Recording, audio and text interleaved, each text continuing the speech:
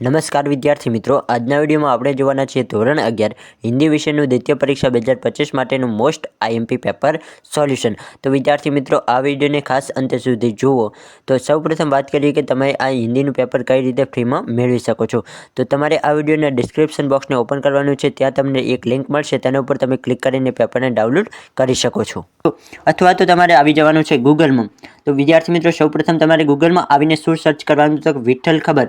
આ રીતે હું જે રીતે ઇંગ્લિશમાં વિઠ્ઠલ ખબર લખેલું છે તે રીતે તમારે ઇંગ્લિશમાં વિઠ્ઠલ ખબર સર્ચ કરી દેવાનું છે। અહીં સૌપ્રથમ તમને જે વેબસાઇટ દેખાય તેના ઉપર તમારે સિમ્પલી ક્લિક કરવાનું છે। તો અહીં મેં આ વેબસાઇટ ઉપર ઓપન કરી દીધી છે। તો આ વેબસાઇટ ઓપન થયા બાદ તમને અહીં 3 ડોટ દેખાશે કે 3 આઇકન દેખાશે, તેના ઉપર તમારે સિમ્પલી ક્લિક કરવાનું છે।